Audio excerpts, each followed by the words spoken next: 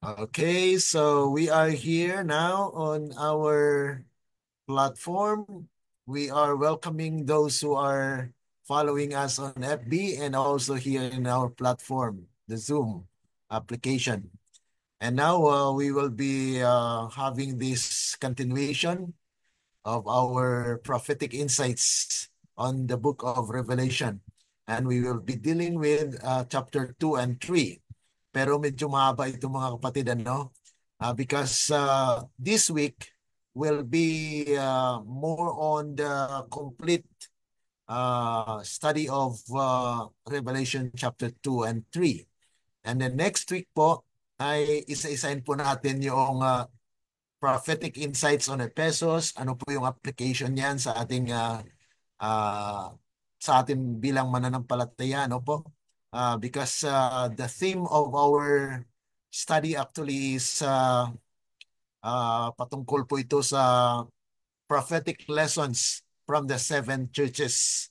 The seven, that is the A, or the Seventh-day Adventist connection. Ano po bang connection natin doon sa seven churches? Bakit kailangan po natin pag-aralan? Ano po? So yun po yung ating susunod na mga titles at pag-aaral po dito sa ating prophetic insights. Ano po? Bago po tayo manalangin, atin pong basahin at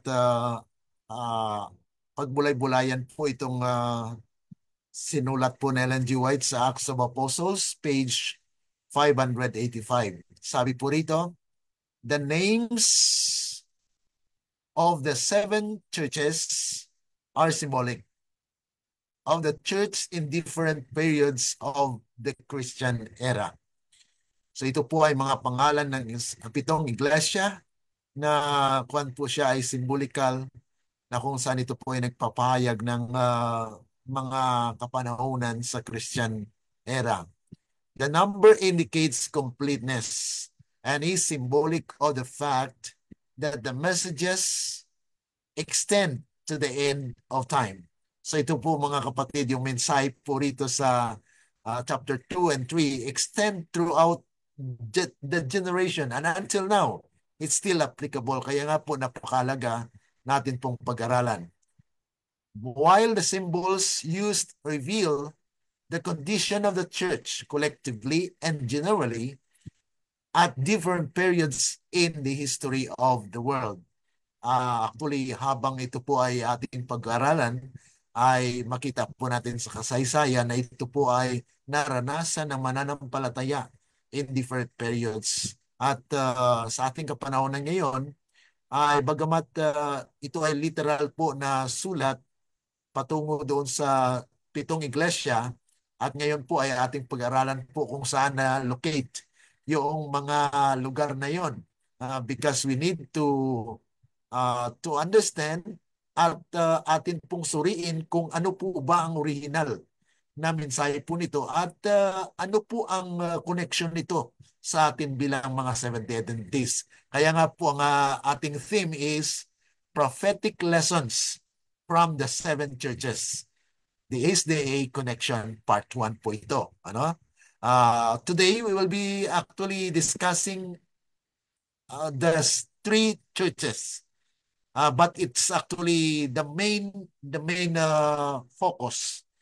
But next week, we will be focusing on every churches. Okay? So it seems that it will be a compacted study today because we will be digging the geographic, historical, and its application na kung saan yan po ay mag-extend up to our time today. Okay? So, tayo po ay mananandali ang manalangin para po hilingin natin sa Panginoon ang kanyang gabay sa ating pag-aaral. Tayo manalangin. Dakila at mabagin po namin Ama na nasa langit ka sa mga oras na dito. We are coming before the throne of grace, O God. We ask and thank you for giving us this opportunity and privilege na kami po ay magkapag-aral bilang inyong mga anak sa Iglesia Adventista del Septo Maria Nanawa, Panginoon, ang aming mga kapatiran na nagsusubaybay at ang makapakinig po ng mga mensaheng ito ay lubusang magkaroon po ng lubos na pagkaunawa po sa mga mensahe dito sa pitong iglesia na kung saan, Panginoon, ay hindi lamang ito literal na nangyari, kundi ito ay symbolical of all the churches that are in the history, and also particularly for the Seventh-day Adventist as Laodicean Church. Thank you so much, O God, for this privilege. Namin pong inasahan na kayo po ang siyang manahan sa bawat puso sa pamagitan po ng Banal na Espiritu. Namin pong maunawaan ang mga mensaheng aming mapapakinggan at aming pong pag-aralan sa mga oras na ito. Po ay aming dalangin at pinapasalamatan dahil lamang po sa matamis na pangalan ng aming Panginoong Yesus. Amen. Okay. Sa pagpapatuloy po mga kapatid ay shout out muna sa ating mga kaibigan, mga kapatid po na sumusubaybay po sa iba't ibang dako ng mundo. We have also followers from other countries. We are happy to welcome you. And I will be presenting this study actually in English and Tagalog. You can just screenshot the PowerPoint because it will be in English. And I may also speak in Tagalog. Kaya nga po ay ito ay mix of English and Tagalog so that our brothers and sisters in the Philippines could also get the main thought of the study. Na nais po natin na bawat isa sa atin ay magkaroon po ng kaunawaan dito po sa ating pag-aaral na kung saan ay ito po ay applicable not only as a literal history or kasaysayan, kundi ito po ay may spiritual na application. Because we believe that the messages na yung mga mensahe po rito ay ito po ay patungkol sa patungo doon sa 7 literal churches na kung saan ito po yung mga churches sa Asia Minor, ano? Na kung saan ay mababasa po natin sa kasaysayan. At we will be discussing the main and yung talagang nais ng Panginoon na maparating po sa bawat iglesia. Ano po? At ito po ang nais ng Panginoon na maunawaan po natin sa ating particular na buhay in these last days.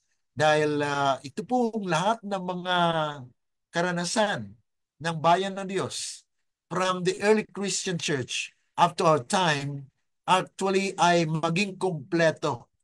Ang kanilang pong characteristics will be embedded or paparoon po sa bayan niya. Ibig sabihin, mayroon din siyang first love, katulad po sa Efeso, ay nawala po ang kanyang first love. Okay? So, maari na ang ating ibang mga Adventista del Sétimo Día member ay nawala sa pag-ibig. Ano? Kaya ang mensahe po sa Efeso ay napaka makahulugan po. Ano? So, dito po sa ating pag-aaral, ang mga mensahe sa 7 iglesia sa Apokalipsis 2 at 3 ay kabilang sa pinakamalalim at makahulang babala at tagubilin na ibinigay ni Kristo sa kanyang bayan. Ayon po sa ating introduction ng ating pag-aaral ay ito po ay testimony o pahayag ni Kristo kay John na kung saan ay habang si John ay nasa exile doon sa Patmos ay pinahayagan po siya ng ating Panginoon. Kaya nga po ito ay pinasulat at inihatid po at pinadala po sa 7 churches. Okay? So, pagamat ang mga mensaheng ito ay original na ipinadala po sa 7 iglesia na literal sa Asia Minor, ay ipinapakita rin nito ang isang makahulang larawan ng spiritual na kalagayan ng iglesyang Kristiyano sa buong kasaysayan. Yan po mga kapatid ang napaka-importante. Hanggang sa huling panahon ng ating iglesia, the Laodicean Church. Na para po sa ating mga Seventh-day Adventists ay napakalaga po na ating maunawaan na itong mga mensaheng ito ay mayroong malalim na kahalagahan sapagkat inilarawan nito ang mga tagumpay. Sabi nga po diyan mga kapatid, tagumpay, ano pa?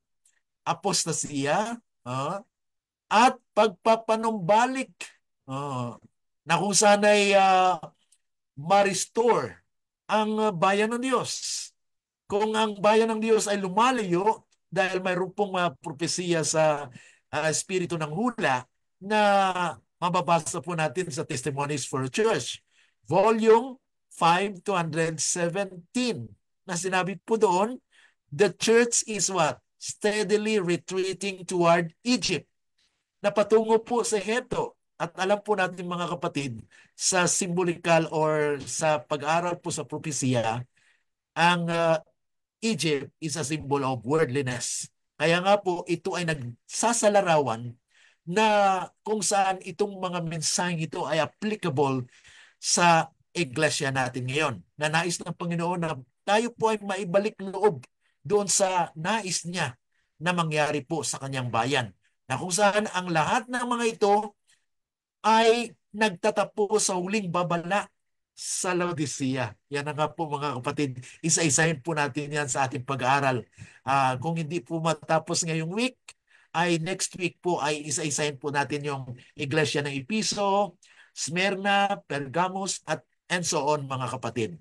Ang isa sa mga nais ng Panginoon na ang kanyang iglesia ay magkaroon po ng lubos at kumpleto. Kaya nga po, 7 is a completeness. Okay? Kaya nga po, sa ikapito, yung Laodicea, ay makalearn po siya ng mga lesson from the other churches in the history. Kaya nga po, ang matinding payag ni Kristo ay natuon talaga sa Laodicea, na naglalaman ng pagsuway at lunas. May lunas naman mga kapatid, may pag-asa, isang panawagan para sa muling pagkabuhay. So there will be what? There is a call na kung saan ito ay nagpapahayag na may pag-asa na muling mabuhay at magkaroon ng reformasyon bago maganap ang mga pangwakas na kaganapan sa kasaysayan ng daigdig. Yan po mga kapatid. Sa pamagitan ng makahulang pananaw na ito, ay ating kinikilala na ang mga mensaheng ito ay hindi lamang ukol sa nakaraan. Yan ang po mga kapatid. It's not merely historical, but rather kundi nagsisilbing what? Spiritual na what? Na pagsusuri sa bayan ng Diyos sa ating kapanahunan ngayon.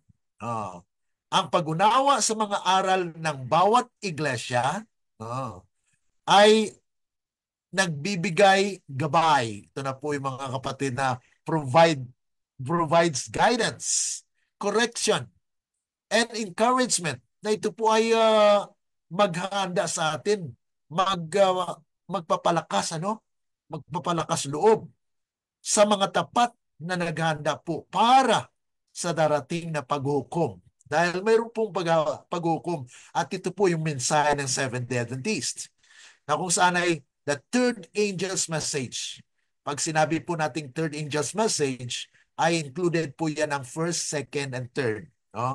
Na kung saan ay fear God and give glory to Him for the hour His judgment is come. Kaya nga po, itong ating pag-aaral ay isang paghanda po upang tayo ay lubusang magkaroon po ng kaunawaan sa mga propesiya na ilahad dito po sa ating pag-aaral sa kasaysayan. Okay? Kaya nga po ang ating pag-aaral ay prophetikong pananaw or makahulang pananaw sa mga nasusulat po sa kasaysayan.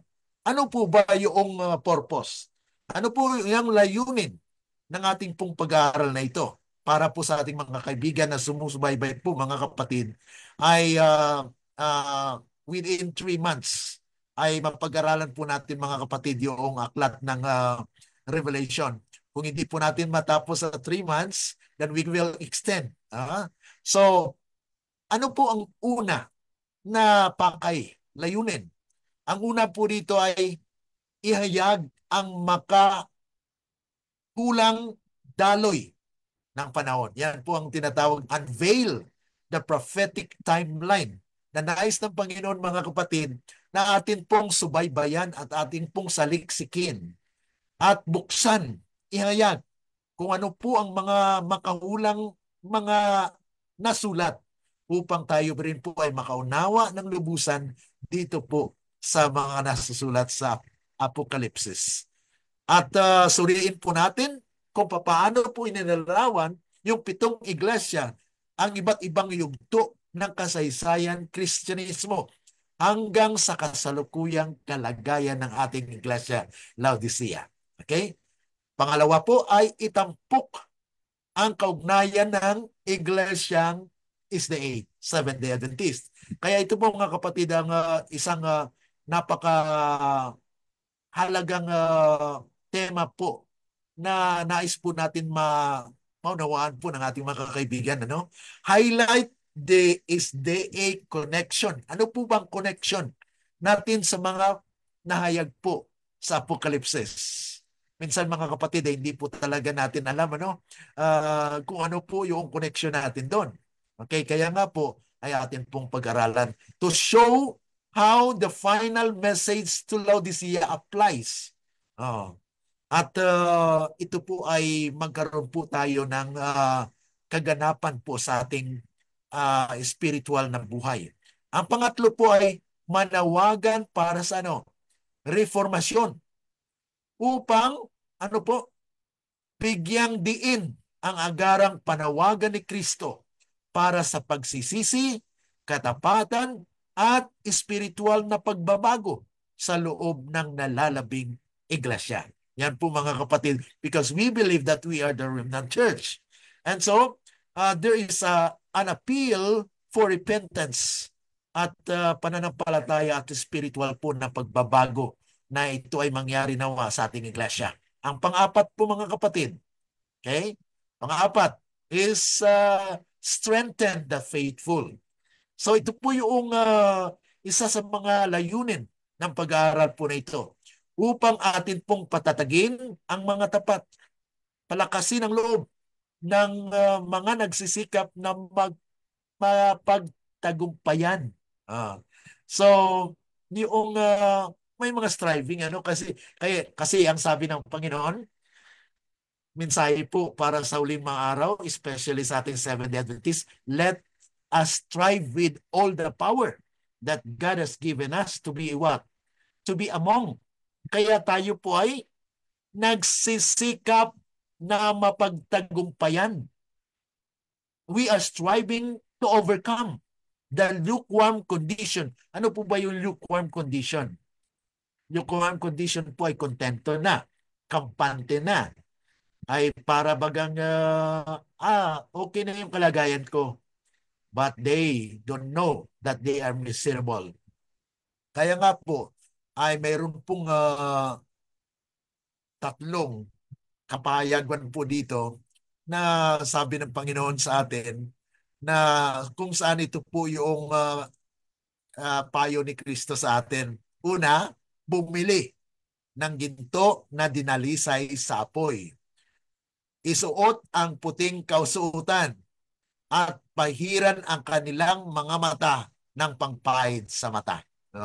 So may tatlo po, mga kapatid. Ang una po dyan, ayon sa espiritu ng hula, at atin po yung isa-isahin. Okay? Una po ay gold tried in the fire. At ayon po sa propesya, ito po ay faith and love. Ang ating pananampalataya ay dapat subukin. Ang ating pagmamahal, ang ating pag-ibig ay masubukan po yan.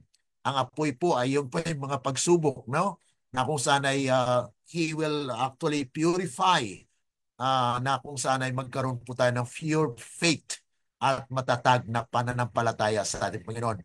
Wear the white raiment, and it is only Christ's righteousness that is nais na Panginoon na maisuot po. Yung katwiran ni Kristo ay mapa sa atin. At pangatlo po ay eye salve. yung pangpahid sa mata. Yan po yung spirit of prophecy. The prophetic insight na kung saan ay ang ating pananaw ay mayroon pong patutunguhan. Okay? Okay. Ano pa po mga kapatid? Ang ikalima, ihanda ang bayan ng Diyos. Prepare for the final crisis dahil mayroon pong final crisis na mangyari in these last days. Kung hindi po tayo handa mga kapatid, ay baka we will be caught in surprise. Ito po yung layunin natin to awaken God's people to the prophetic realities of the judgment hour. Para bagang mga kapatid na uh, ang buhay ngayon ng mga tao ay parang kung anong gusto nila, yun na lang ang sunod. Ano? Ngunit mga kapatid, dapat nating i-consider ang ating mga buhay, ang ating mga desisyon, ang ating mga ginagawa because this will be put into the test na kung yan po ba ay tumatayo sa tama o hindi. Kaya mga kapatid, there is a need to stand firm amidst the coming trials na kung saan ay dapat nating examinin habang ating sinasaliksik po ang mga makahulang pananaw na ito sa ating pong pag-aaral, naway makamit natin ang mas malinaw na pangunawa sa mga inaasahan ni Kristo para sa kanyang nalabi na iglesia at tumugon sa kanyang imbitasyon, mga kapatid, panyaya, na kung saan ay nais niya po na maging masigasig tayo at magsisi. Okay? Apocalypse 3:19. Okay. Napunta po tayo dito sa 7 iglesia. Okay? Handa na po ba tayo mga kapatid? The 7 churches in Revelation, literal locations in Asia Minor. Minsan mga kapatid, hindi natin nakaalam, no? Kung saan po itong mga binanggit na Ephesus, Smyrna, Pergamum, saan po ba yan? Okay, tingnan po natin dito sa ating pag-aaral. The 7 churches, ang 7 iglesias apocalypses ay tumutukoy sa 7 literal o tunay na iglesyang Kristiyano na matatagpuan sa Asia Minor noong panahon ng Imperyong Roma. Yan po mga kapatid, during the era of the Roman Empire. Bagamat ang mga iglesyang ito, sabi po rito, ay hindi umunlad. Actual churches cease to strive. Hindi po siya umunlad, ano? Na kung saan sa mga sumusunod o sumunod na siglo, matapos ang pananakop ng mga Muslim. Na sarili yun. Ang mga labi ng kanilang mga sinaunang lugar ay umiiral pa rin hanggang sa kasalukuyan sa bansang Turkey. Tingnan po natin mamaya sa mapa na yung mga remains or archaeological remains, yung kanilang naiwan na mga labi, mga artifacts ay makikita pa rin po at nandoon sa Turkey. Okay, tingnan po natin mga kapatid. Okay, ito po yung mapa ng mga 7 churches ng 7 iglesia mga kapatid. So makikita po natin dito na ito ay nakikita po or it can be traced in the map na ito po ay bahagi po ng Asia Minor. Alam po natin yung Asia Major dito banda sa atin, palapit sa atin sa Pilipinas. Pero yung Asia Minor ay dito po yun sa Turkey actually mga kapatid. So magkikita po natin dito yung una ay Ephesus. Yung Ephesus, iglesia ng Ephesus. Loveless church. Dahil nawala po yung kanyang pag-ibig. Kaya may mga tao din naman sa ngayon na nawala rin ng pag-ibig. So, ang mensahe sa Ephesus ay aplikado sa kanya. Okay? So, ano po ang leksyon na yon? So, yun isa-isahin po natin yan. Number 2, Smyrna, persecuted church. Ang iglesia na na-persecute, ano? At marami po dito namatay, ano? Dahil may mga martir. At ang pangatlo po ay Pergamum, compromising church. May mga tao sa ngayon, mga kapatid, na nagko-compromise. So maari na ang mensahe po sa Pergamum ay applicable po sa atin, ano? And then yung pang-apat ay corrupt church. Ito na po yung mga kapatid, ang corrupted church, ano? So ito yung 7 churches. Okay? Panglima po ay Sardis. Yung Sardis po ay dead church, patay na iglesia. So, tingnan po natin sa kasaysayan kung anong iglesia po yun. Kung anong bahagi sa kasaysayan na ang iglesia ay patay. Bagamat ito po ay nangyari na noon, yan po ay nagsasalarawan po ng mga iglesia sa kasalukuyan at sa mga nakaraan. Kasaysayan po, mga kapatid. Ang pang-anim po, mga kapatid, ay Philadelphia Faithful Church, na kung saan ay marami po sa mga Seventh-day Adventist na faithful, yes. But gusto nilang bumalik sa church na yan. Kaya nagtayo po sila ng Philadelphian Church. Pero mga kapatid, ang huling iglesia po rito ay Laodicea. Lukewarm. Kontento na. Lukewarm Church. May mga member din naman po, mga kapatid, sa Philadelphia na kontento na sila. Dahil sabihin nila, ito na yung tunay. Hindi na sila nag-aaral. So, still Laodicean in nature. Kaya mga kapatid, dapat natin maunawaan kung ano ba ang kahulugan ng Philadelphia at ng Laodicea.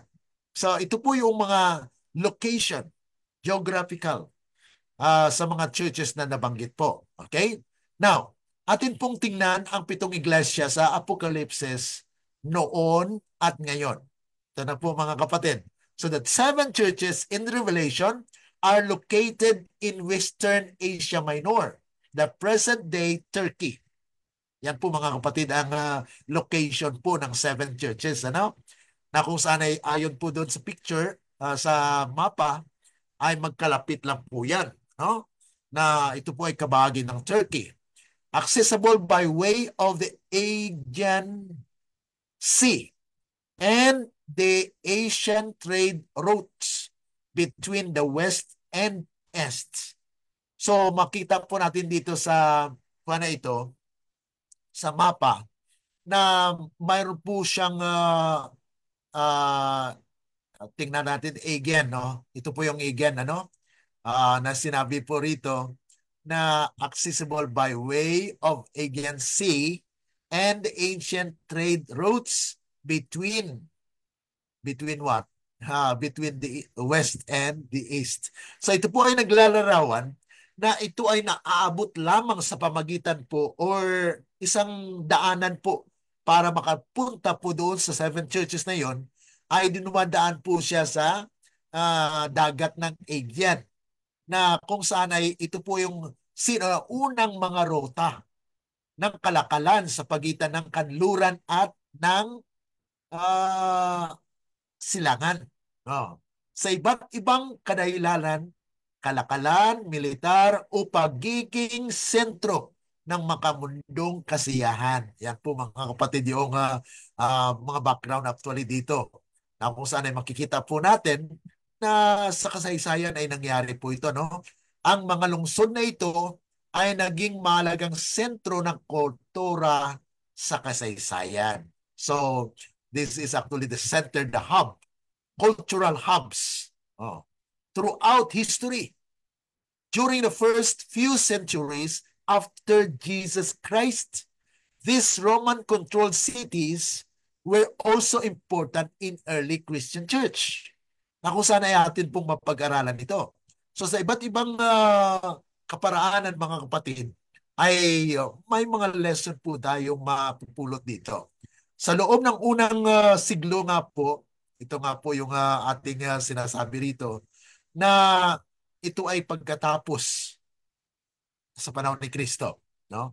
na kung saan ay narito nga po, sabi rito, na narito ang 7 iglesia. Okay? Here are the 7 churches of Revelation as described by the writer John in the late first centuries. Na ito ay sinulat noong huling bahagi po ng unang siglo. Okay? So, dito po ay ito yung mga lugar na ito. Ayon po dito kanina sa mapa, itong mga lugar na ito ay ito po ay Gensi, okay? So ito po yung daanan para makapasok po dito sa 7 churches. Ano? Ah, yung pag may mga kalakal, negosyo, ay dinadala po yan sa pamagitan po dito sa sea. No? They will just actually enter into this place para po maisagawa po ang kanilang negosyo. Okay, now, sa pagpatuloy po mga kapatid, ay makita po natin nga dito sa mapa na dito yung Turkey. So this is a part of the place where the 7 churches were located, no? Sa kasaysayan. Ayan. So dito po Aegean Sea, okay, ito naman po yung Mediterranean Sea. So makikita po natin dito napaloob po yung 7 churches. And they were located here in this western part, mga kapatid, ano? Okay. Now, ayon po sa mababasa sa banal na kasulatan, who are the angels of the 7 churches? Dapat po natin maunawaan ito na mayroon pong binanggit doon na yung sulat ay patungkol po doon sa mga leader o patungo po ron sa mga angel o 7 angels.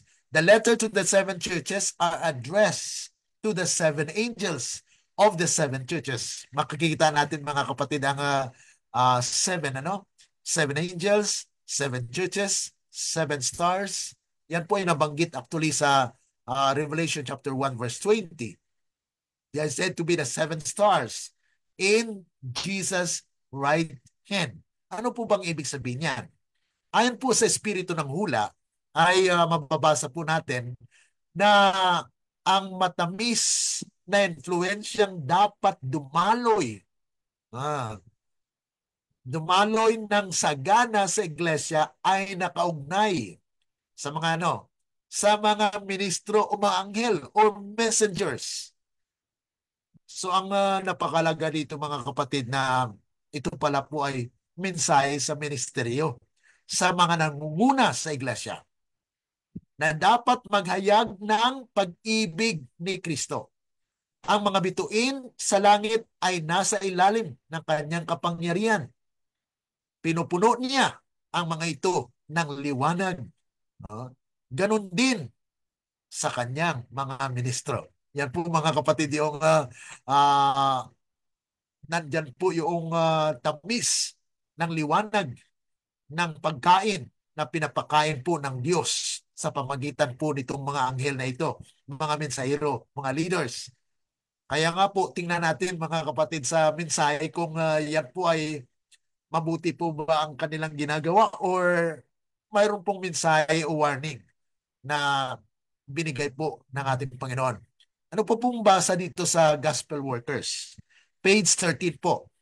Ang mga ministro ng Diyos, okay, ay inihalin tulad sa 7 bituin, 7 stars, which who is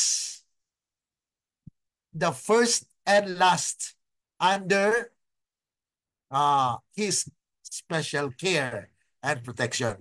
So dito po ay pinapayag na hawak ng kanya na ang una at ang huli ay nasa ilalim ng kanyang natatanging pangangalaga at proteksyon. So ito po ay yan po ang significant dito na hawak po ng Panginoon. May pangangalaga ang Panginoon sa kanyang iglesia na kung itong mga stars na ito ay hindi tumugon sa sulat sa 7 iglesia mga kapatid, they will be rejected. Yan po mga kapatid yung mensahe dito na atin pong nais na maisa lahat po sa atin.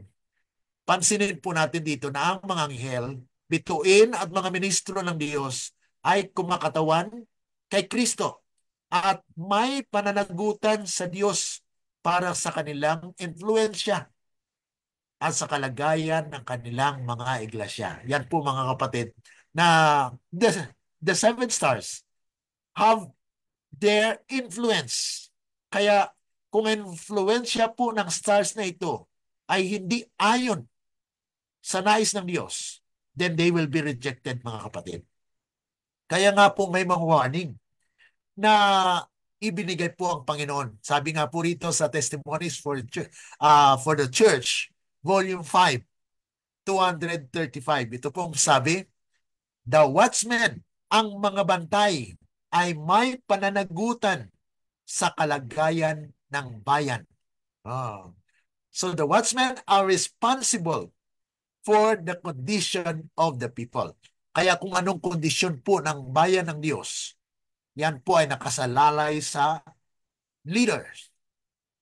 Kaya nga po, nahahatid sa kapamakan ang iglesia kung ang mga leaders ay hindi sumusunod sa kalooban ng Panginoon.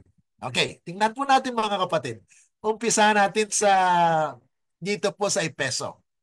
Inyo lang pong sundan. Akin pong basahin lang, akin pong i-translate na po sa Tagalog. Ano po? For those who are following us on FB, for those cannot understand Tagalog, I will be speaking Tagalog language in reading this scripture in Revelation chapter 2 verse 1. Sabi po rito mga kapatid, ang title po nito, the title, yung characteristic ng Ephesus is the desirable church. Siya po yung kaakit-akit na iglesia na iniwan ang unang pag-ibig. They that left its first love, na nawala po. Ano? Kaya nga po, ito ay sinulat para palalahanan na sila sana ay kaakit-akit. Pero they have left their first love. Sabi po rito, sa anghel ng iglesia sa Efeso ay isulat mo, okay? Ang mga bagay na ito ay sinasabi niya na may hawak ng 7 bituin sa kanyang kanang kamay na lumalakad sa gitna ng 7 gintong ilawan. So, naglalakad po siya. So, ibig sabihin, mayroon pong tinatawag natin na pagsisiyasat, mayroon pong supervision ang ating Panginoon na siya po ang siyang nagpapahayag po rito na hindi niya po pinapabayaan ang kanyang iglesia. Verse 2, mga kapatid, alam ko ang iyong mga gawa because there is no hidden before the Lord. Wala pong natatago, ano? Ang iyong pagpapagal at pagtitiis at hindi mo matitiis ang masasama. Sinubok mo ang mga nagsasabing sila'y apostol, ngunit hindi, at nasumpungan mong sila'y sinungaling.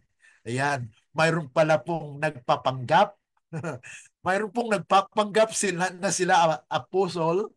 Kaya noon mga kapatid ay mayroon pong contention sa early Christian church na ako kay Apollos, ako kay Pablo, ako kay sino-sino.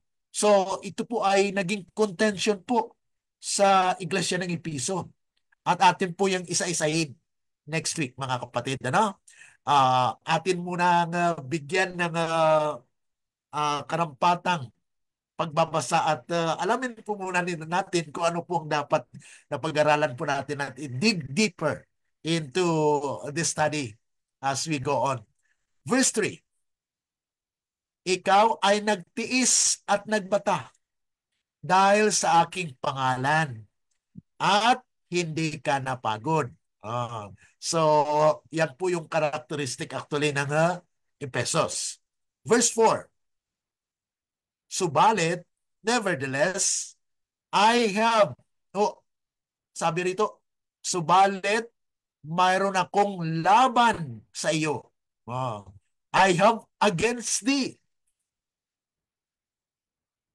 Mayroon akong laban sa iyo. Ano po yung laban na yon? Sabi rito, because dahil iniwan mo ang iyong unang pag-ibig. So, iniwan niyo po yung unang pag-ibig.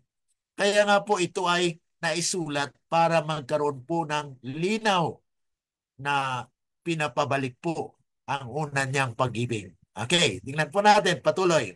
Sa verse 5 po, ay sabi po rito, alalahanin. Kaya may pagpapaalala pa. Ano? Alalahanin mo kung saan ka bumagsak. Kaya mga kapatid sa uh, ito po minsan talaga ang kailangan din natin. Kung saan po tayo bumagsak, kung saan po tayo nagkulang, ay yes, bawat isa sa atin mga kapatid na may pagkukulang. Hindi lang ang isa. We need not only point fingers on anyone, but we need also to consider ourselves. Dahil tuturo tayo sa iba, pero ang tatlo pala ay nakaturo din sa atin. Ano? So yun po mga kapatid, alalahanin kung saan ka bumagsak, magsisi ka at gawin mo ang iyong mga unang gawa. Ayan mga kapatid. So minsan ito ang kulang sa atin, especially din sa mga mag-asawa, ano, magrelasyon, may kakulangan. Kaya nga po dapat yung palalahanan at yung nais ng Panginoon niya na mapa sa atin na pasalamat tayo na kung ating partner ay nagpapalala din, ayun po ang napagaganda na wag po tayo magkaroon ng uh, paghiwalay dahil sa mga bagay na ito, kundi patuloy na bumalik lang doon sa time na kung saan ay kung halimbawa nagkaroon po ng lapses, ay balik lang sa unang pag-ibig na kung saan yan po ang mensahe dito sa Efeso. Okay? Patuloy po sa verse 6. Sabi rito, ngunit ito ay nasa iyo na kinapuputan mo ang mga gawa ng mga Nicolaita. Atin po yung pag-aralan sa next week. Ano po itong mga Nicolaita? Na akin ding kinapuputan. Ayan. So mayroon po pala mga kapatid na may mga hindrances or mga tawag nito yung bahagi na nagkaroon din po ng influensya sa tao. Kaya nga po nagkaroon ng pagkawala ng kanyang unang pag-ibig. Okay, tingnan po natin sa verse 7. Ang may pandinig ay makinig sa sinasabi ng Espiritu sa mga iglesia. Sa magtatagumpay, to him that overcometh, will I give. Bibigyan po siya ng karapatan na kumain ng bunga ng punong kahoy ng buhay at na kung saan ay nasa paraiso ng Diyos. So yan po mga kapatid ang nais lang ng Panginoon. No? Tandaan lang na kung saan tayo na buwal, doon tayo babangon. No? Okay, patuloy po tayo mga kapatid. Ito po yung mga artifacts o mga lugar na naiwan po ng Epeso. Okay? Ito ay may mga nagsasalarawan lang po ng kanilang culture or how they build at a temple or yung remains po ng kanilang lugar doon sa Epeso na ito ay makikita po natin. At ito yung sinaunang lungsod. No? Sabi po rito, the ancient city of Ephesus was was actually the influential city of Asia Minor on the Aegean Sea. Ephesus is now known for its huge metropolis. Yan po mga kapatid, ito po ay malapit po talaga sa baybayin, dagat, no?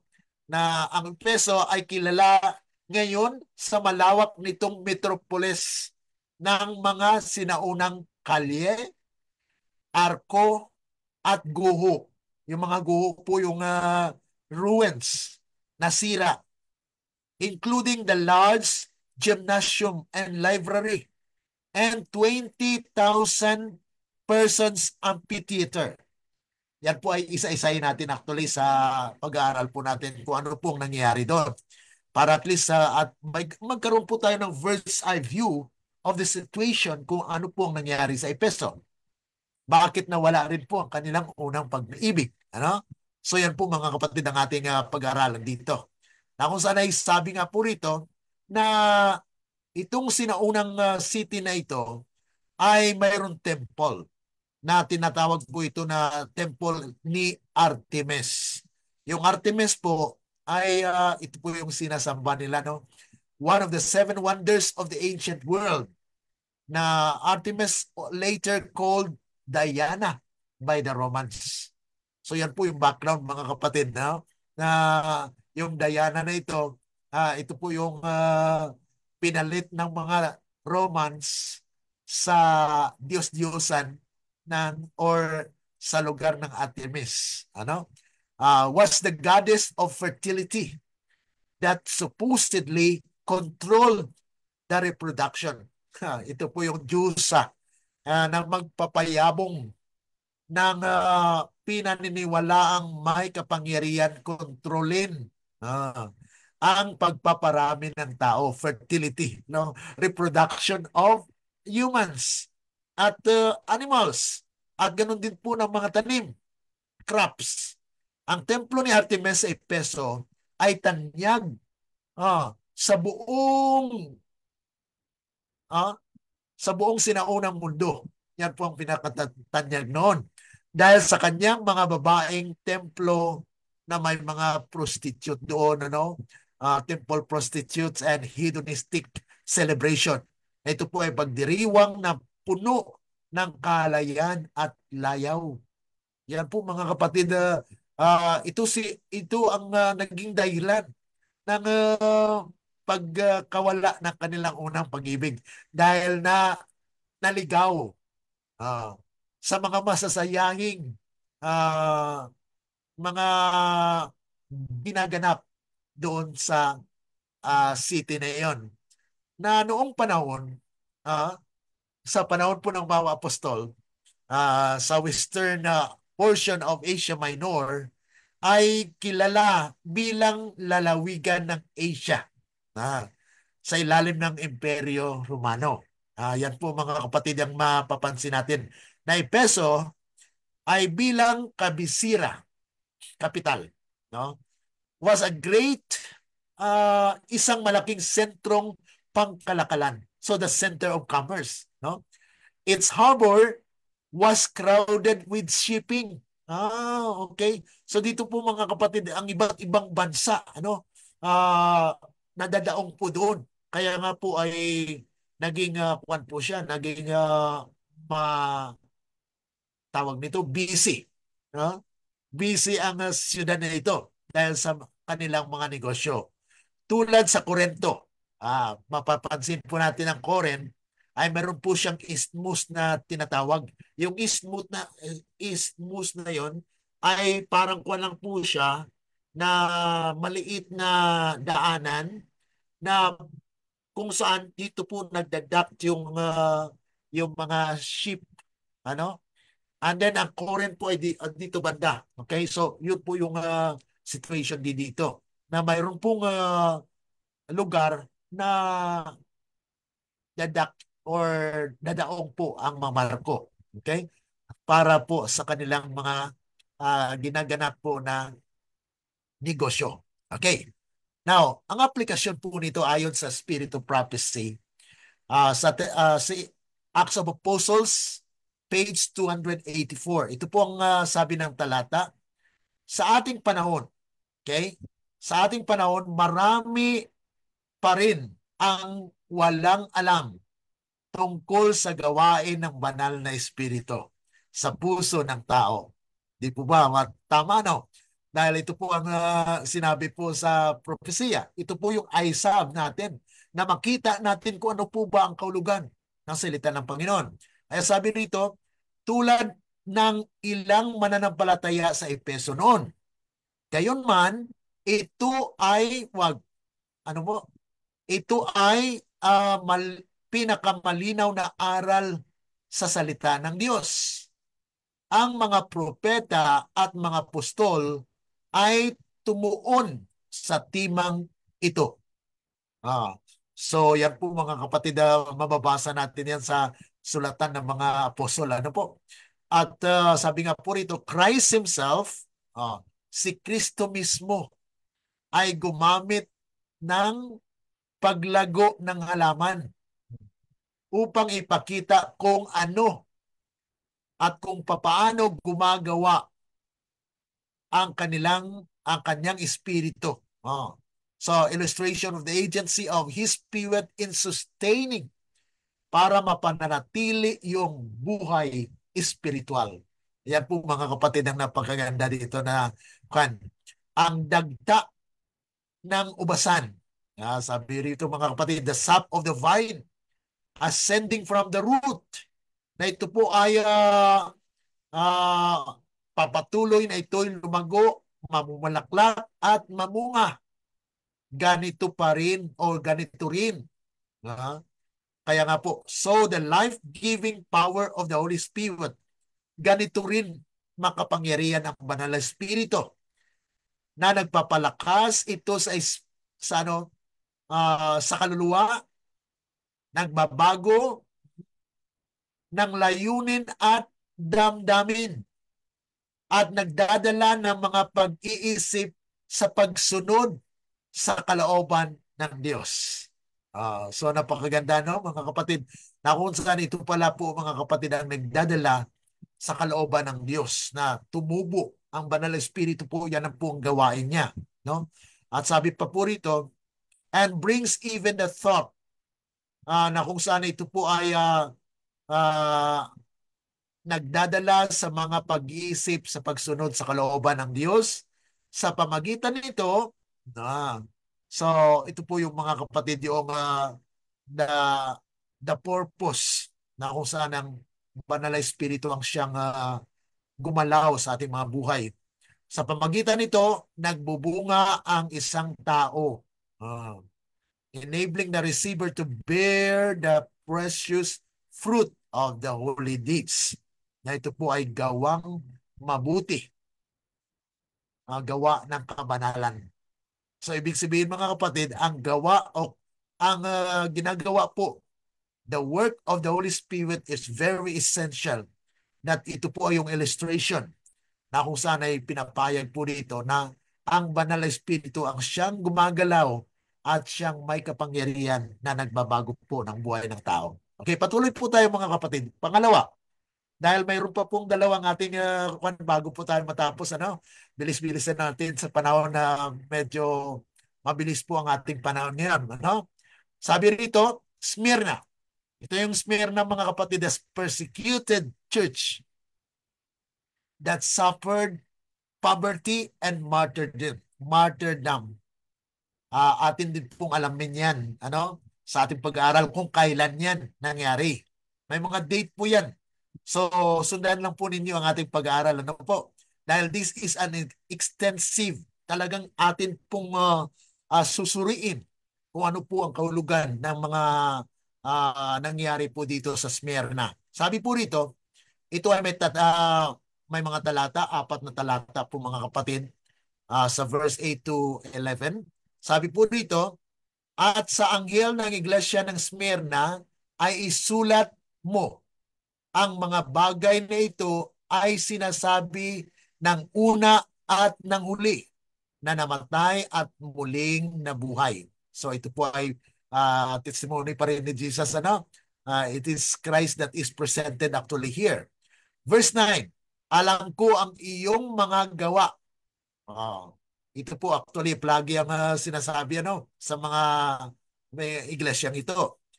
Kapigatian at karalitaan, ngunit ikaw ay mayaman.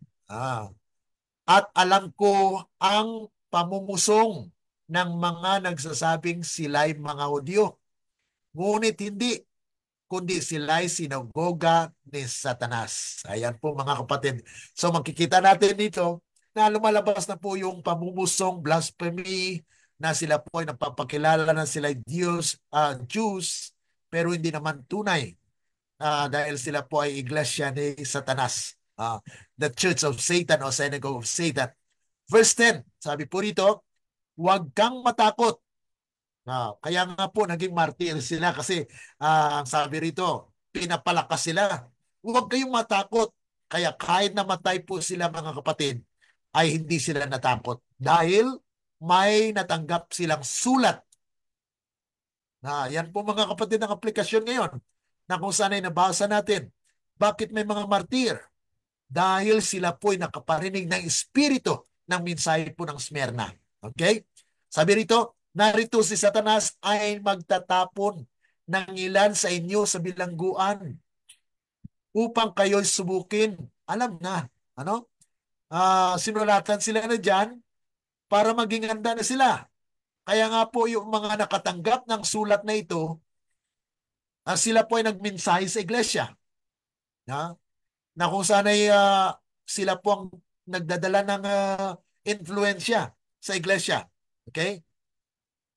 Kaya sinabi rito na subukin sila. Sabi rito, the devil shall cast some of you in prison, that ye may be tried, and ye shall have tribulation 10 days. Tingnan po natin yan kung ano po ang 10 araw. Mayroon po yung date at aplikasyon po sa ating pag-aaral. Kung tutungo na po tayo sa Smyrna. Isa po yan sa mga title natin, Prophetic Insights on Smyrna. Na solely we will emphasize what happened and when was that happened and ano po ang aplikasyon niyan sa ating kapanahonan ngayon. Okay. Kaya sabi rito sa verse 11, ang huli pala dito mga kapatid, after po ng 10 days, be thou faithful unto death, and I will give thee a crown of life. Kaya maging tapat ka hanggang kamatayan at ibigay ko sa iyo ang korona ng buhay. Kaya yung may mga martyrs during the martyrdom, mga kapatid, maraming namatay na martyrs. Sila po ay nakaparinig na mensahe ng Smyrna. Okay, tingnan po natin sa kasaysayan yan. Okay, sa verse 11, ang may pandinig ay makinig sa sinasabi ng Espiritu na sa mga iglesia. Ang magtatagumpay ay hindi masasaktan ng ikalawang kamatayan. Ayan. So may kwan po, may recompense mayroon po siyang kabayaran na kung saan ay mabuwis man ang iyong buhay, ang ikalawang kamatayan ay wala pong kapangyarihan. Okay? So Smyrna was located, ito po yung mga kapatid yung picture, ito ay matagpuan sa ilaga ng Epeso. Okay? Northern part. Kaya makita nyo doon kanina na pataas po yan. Epeso, sunod ay Smyrna. Ang pangatlo po dyan ay Pergamo. Yan po ang ating tumbok ngayong araw. Matatagpuan po ito sa ilaga ng Epeso sa isang makapangyarihang lokasyon ng kalakalan sa kabaybayin ng dagat ng Aegean. Ayan. So dahil magkakuan lang po yun, dito po yung Aegean Sea, kaya magkatapat lang po siya. Okay? Ito po yung Epeso sa baba. Okay, Epeso ito. Okay, ito yung Smyrna. Ito ang Pergamum sa taas. Dito po sa kaliwa, okay, ay Aegean Sea. Okay.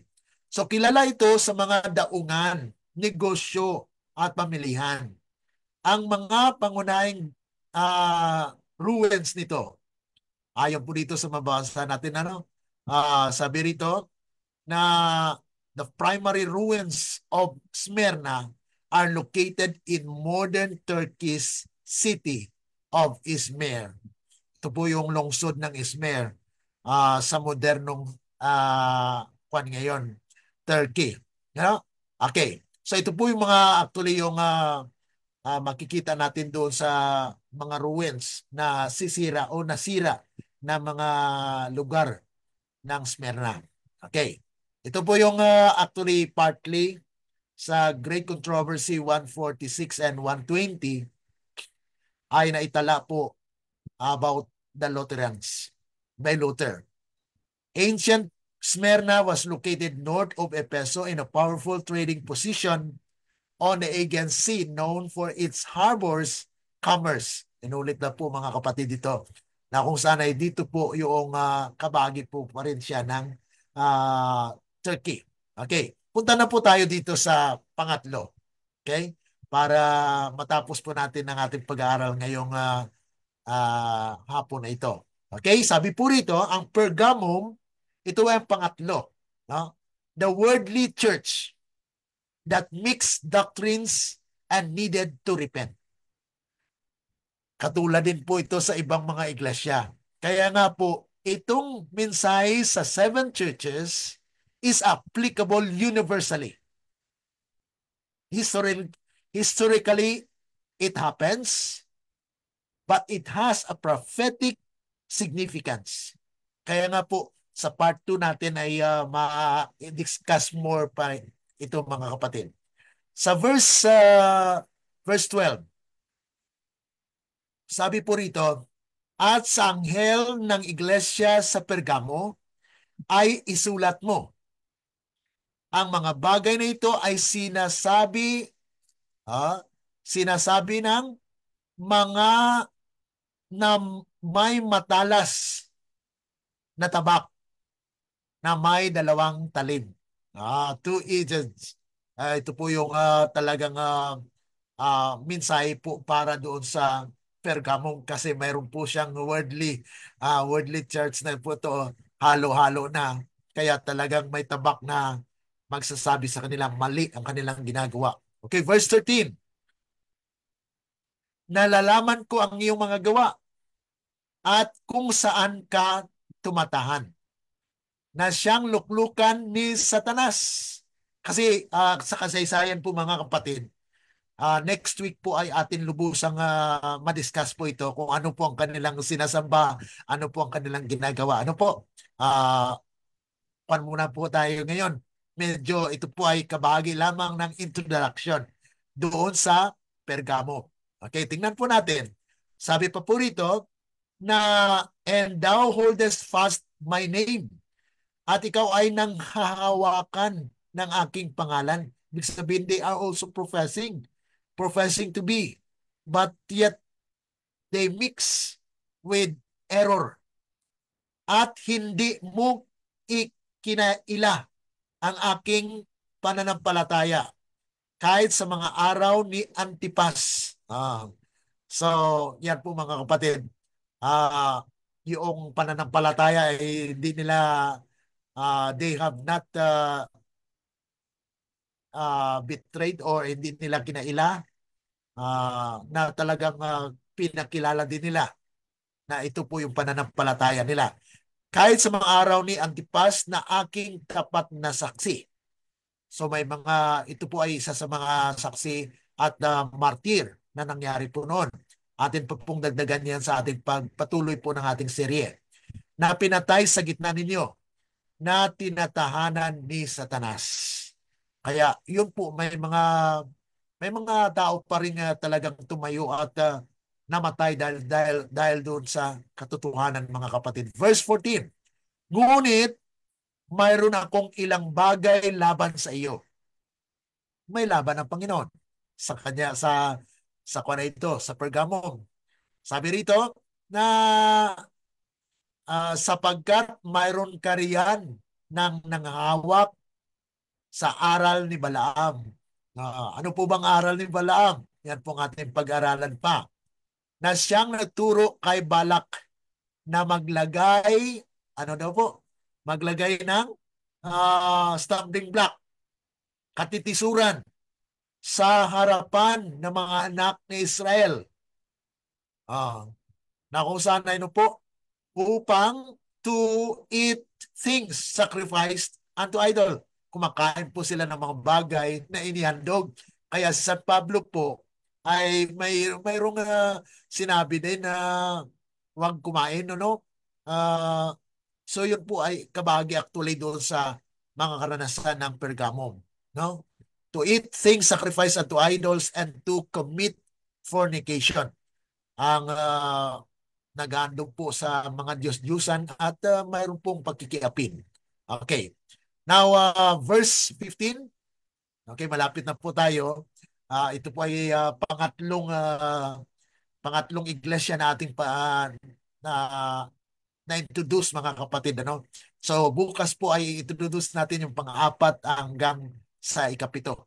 And then, sa Thursday, ay yan po ay isa pa rin dagdag po sa diin po ng mga lesson dito sa ating pag-aaral. Sabi rito sa verse 15, gayon din naman, mayroon ka ring nang aawak sa aral ng mga Nicolaita. So dalawa mga yung kay Balaam na doktrina, kay Nicolaita na doktrina, at pinaghalo po yun. Yan po yung Pergamum. No? At kaya nga po ay ito ay kinapupuulan ng Panginoon. Kaya sabi rito, which thing I hate. So na-hate ito ni Kristo mga kapatid. Sa verse 16, magsisi ka nga o kung hindi ay malapit na akong pumarian sa iyo at ako'y makikipaglaban sa kanila sa pamagitan ng tabak ng aking mga bibig. So ito po mga kapatid yung mensahe, warning na kung saan ay may darating sa kanila. Dahil ang Panginoon po mga kapatid ay darating na may paghuhukom. Hindi po yan na second coming. Kasi kalimitan mga kapatid, pag may binabanggit po na coming, ay sinasabi na second coming. Nangyari po na dito sa talatang ito, ay may sinabi dito na I will come unto thee quickly and will fight against them with the sword of my mouth. Minsan mga kapatid ay inakala ng mga nag-aaral ng Biblia na pag may come quickly, second coming na ito. Hindi mga kapatid. Yan po ay sa pamagitan po ng kanyang paghukom sa kanyang gawin na resulta ng paglabag po ng pagrebelde ng kanyang bayan. Kaya nga po, mayroong warning na magsisi kayo. Sa verse 17, he that hear, sabi rito, ang may pakinig ay makinig sa sinasabi ng Espiritu sa mga iglesia. Ang magtatagumpay ay bibigyan ko ng pagkain ng tagong mana. I will give the hidden mana. At bibigyan ko siya ng isang batong maputi. At sa ibabaw ng bato ay may nasusulat na bagong pangalan. Which no man na sino mang na may nakasulat na bagong pangalan. Ito po, my new name written, which no man knoweth saving he that receive it. Na sino mang tumanggap ay siyang tanging makaalam nito. Kaya mga kapatid, ito po ay lubusang naunawaan po ng talagang tumanggap nito. Dahil siya lamang ang alam ng kung natanggap niya ito o hindi. So ito po yung mga ruins sa Pergamum mga kapatid. At ito po yung moderno na lugar ng Pergamum na kung saan ay nakatala po sa banal na kasulatan. Ito po yung lugar na literal na nangyari po mga kapatid na ang Pergamo ay matagpuan sa mga kapatagan at paanan ng burol sa kabaan ng ilog Caicos. Ito po yung actually yung Caicos dito na kung saan ay nabanggit nga po itong Caicos, parang river po siya na hahati po na sa kabila ay dagat. So yan po mga kapatid, dito ay sa kapanahunan po ng ikatlong siglo actually, the 3rd century, and became a Greek and Roman hub for temple worship. Kaya ito po ay naging sentro ng pagsimba o pagsamba para sa mga Grigo at mga Romano at that time. So ang sinaunang Pergamo ay naging isang mahalagang lungsod sa pagsamba sa mga Diyos tulad ni Eclipius. Ito po yung Euclipius na sinasabi po rito. Esclipsius na the God of healing. Serapis, the Egyptian God of the underworld. Kaya may mga tao pa naman na hanggang ngayon na sumasamba sa mga Diyos-Diyosan sa dagat. Ano? So sila po ay mga lahi ng Pergamum. The ruins of ancient Pergamum include the Acropolis. Ito po yung Acropolis ay kwan po siya na city, a place where people are gathering. Especially mayroon po amphitheater po dito na makikita po natin, no? The worship complexes known as the Asclepium and Serapeum and the incredible 10,000 seat amphitheater. So yan po mga kapatid ang literal na location po ng Pergamum. Na the marble, sabi nga po rito, the marble temple of Emperor Trajan from the 2nd century has also been excavated and restored. The Trajan complex includes a huge library, the second largest after Alexandria, Egypt, in the ancient world. Kaya ito po yung mga part ng ating pag-aaral po na kung saan ay dito ay lubusan nating maunawaan po ang historical location ng mga iglesyang ito. Dagdagan pa po natin yan sa masunod natin ng mga pag-aaral. Bukas po ay pag-aaralan natin yung pang-apat, yung kung saan ay Thyatira. So tingnan po natin kung ano po mga pangyayari at para magkaroon po tayo ng malawak na pagkaunawa po dito sa iglesia na sinulatan na pinayag po ng ating Panginoon Jesus para po kay John na isulat ito para sa mga 7 churches. And not only that, ito ay may connection po sa ating ding iglesia. Okay? So dagdagan po natin yan sa pagpasunod po ng ating mga serye. Kaya wag po kayong mawawala at may madagdag po tayo ng mga aral. Ano, at kung kailangan niyo po ng karagdagang pagbabasa, may Tagalog version po tayo nito. At maaari lamang pong i-type ninyo. Okay? Kung gusto po ninyo na makuha ito sa online, yung ating pag-aaral na ito, ay maaari lamang pong isulat. Okay. Bigay ko po sa inyo ang kung paano bubuksan. Ano? Punta po kayo sa inyong browser. Okay, Google browser. Sulat nyo lang po Prophetic Insights on the Book of Revelation. Ayan po mga kapatid. So, mayroon po siyang makita nyo dyan, Prophetic Insights on the Book of Revelation. Just click it. At saka, actually, hindi pa po siya masyadong kilala po rito. Pero balik po tayo doon sa prophetic. Ito po. Yan. Ito na po mga kapatid. Yung prophetic insights on the book of Revelation. Na ito po ay naka-Tagalog na rin po mga kapatid. Okay? Ito po ay prophetikong pananaw sa Kapitulo 2 at 3. Prophetikong aral mula sa 7 iglesia. Ang kaugnayan nito sa SDA. So dito po ay makikita ninyo na mayroon po tayong prophetic insights on the present truth and then prophetic insights on the book of Revelation. So ang ating introduction po ay nandito, English. Ayan, English po siya.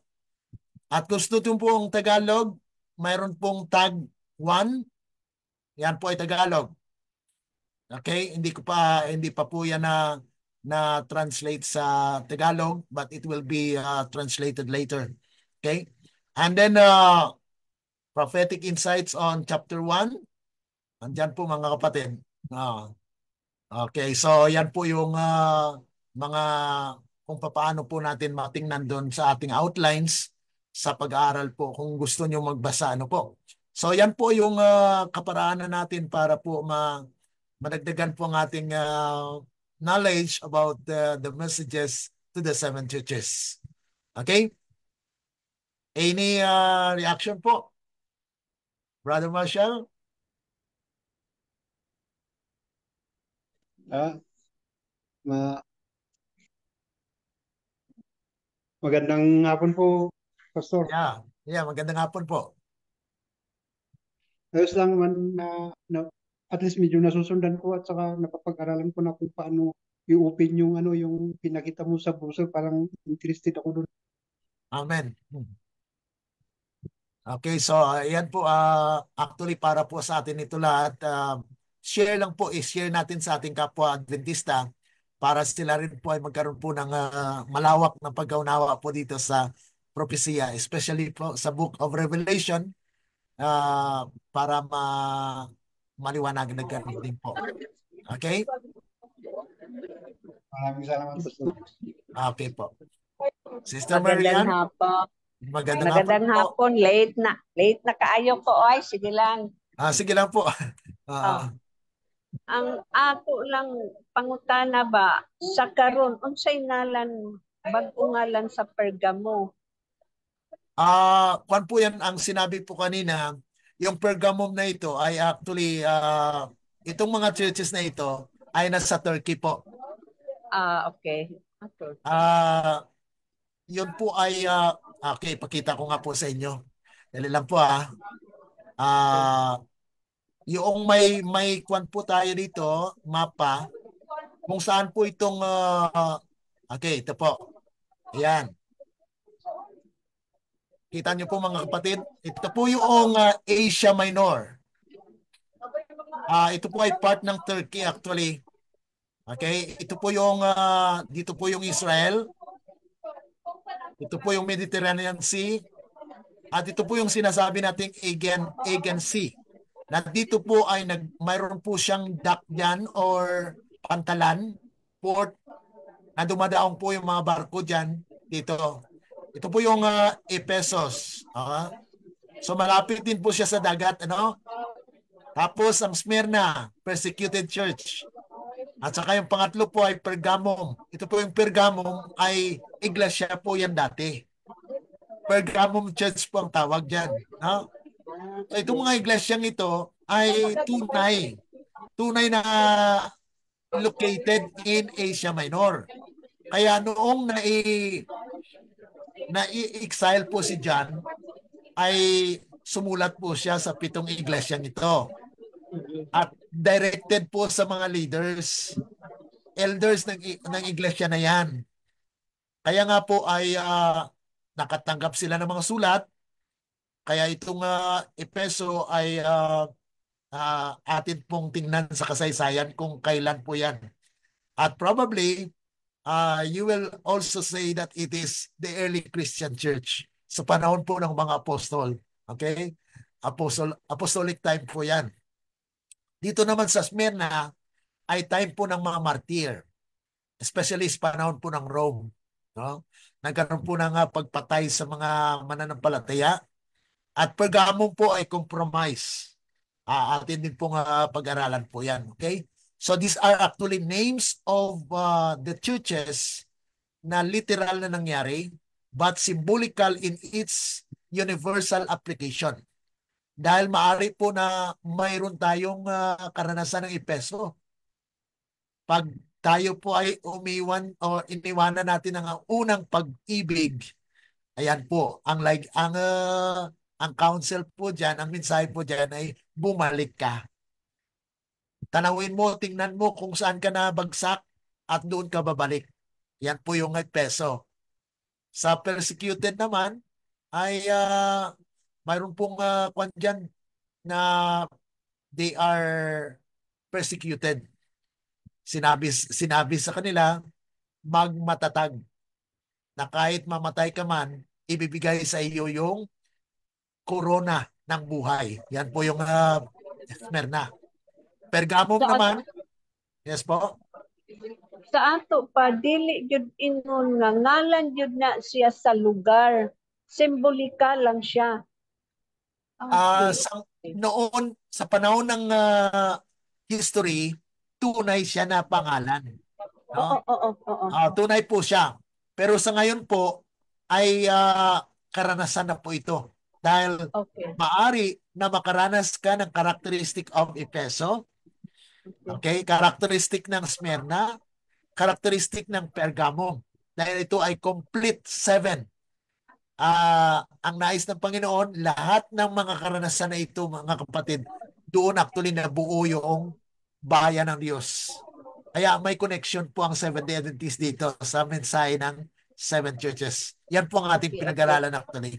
Okay, Okay? okay. Salamat. Oo. So yan po mga kapatid, dagdagan pa po natin yan. Hindi natin maunawaan lahat ngayon.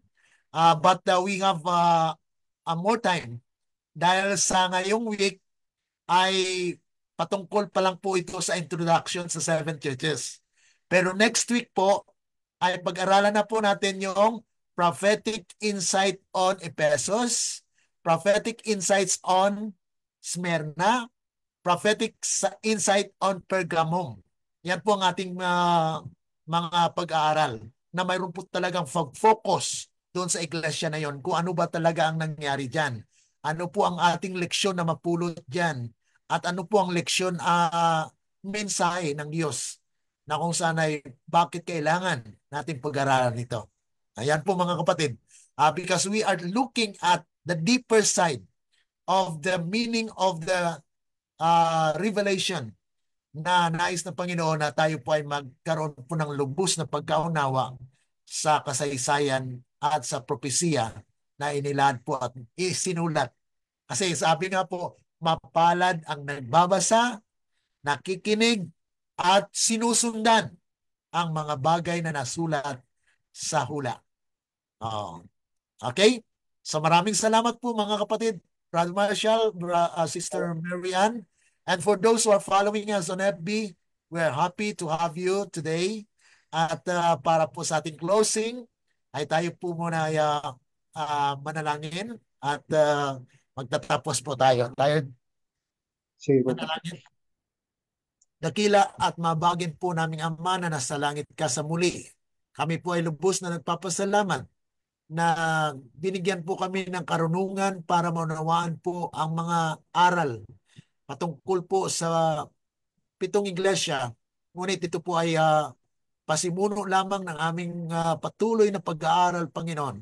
Kaya nga po turuan ang bawat isa sa amin na maging matatag at patuloy na kumain ng pagkain espiritual upang kami rin po ay maging matapat at matatag sa aming pananampalataya diyan sa inyo. Patuloy na aming inasahan, Panginoon, na kayo po ang siyang magbasbas sa amin at magpatnubay hanggang sa bukas ay amin pong ipagpatuloy ang pag-aaral na ito. Salamat, Panginoon, sa inyong pagtugon. Patawarin at pasalamatan namin ang inyong kagandang loob at ang kaluwalhatian na ibinabalik po sa inyo dahil lamang po sa matamis na pangalan ng aming Panginoong Jesus. Amen.